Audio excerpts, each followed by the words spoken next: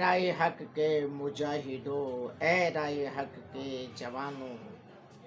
ہم تمہیں سلام کہتے ہیں۔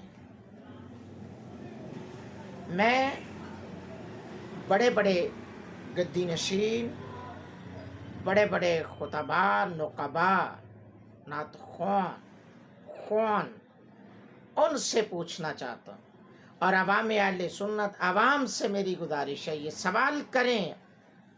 اب بھی جو ان کے حق میں نہ بولیں،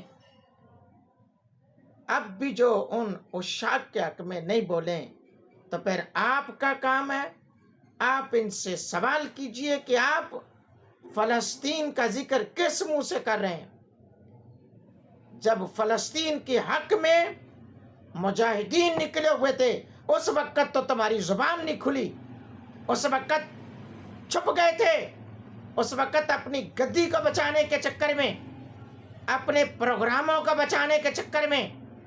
آواز تک نہ نکلی، زبان تک نہ کھولی۔ آج کس منہ سے تم کہتے ہو تاجدار ختم نبوت کا جو نعرہ لگاتی ہو؟ اس وقت جب تاجدار ختم نبوت کے نعرے پر اور اس مشن پر جو پہرا دینے والے لوگ تھے، ان پر گولیاں چلائیں گی، ان کے لوگوں کو شہید کیا گیا، ان کی عورتوں کو سلاسل قید میں بند کیا گیا، بندے قید کیا گیا، اور پھر ان کی عورتوں کو چادر چار دیواری کا تقدس پامال کیا گیا۔ جس مرد کلندر نے دنیا کو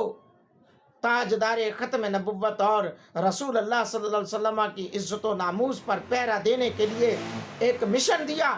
ان کے دربار کی بھی حرمتی کی گئی، اس وقت تم کہاں تھے؟ آج تم کس منہ سے اس مرد کلندر کا نام لے رہے ہو؟ میں یہ کہتا ہوں عوام اہل سنت سے، اب جو نہیں بول رہے، ان کے حق میں نہیں بول رہے، ان سے سوال ضرور کیجئے گا، ان سے ضرور پوچھئے گا۔ اب وقت ہے، آج لے پناہ ان کی، آج مدد مانگ ان سے، پھر نہ مانے گا قیامت میں اگر مان گیا۔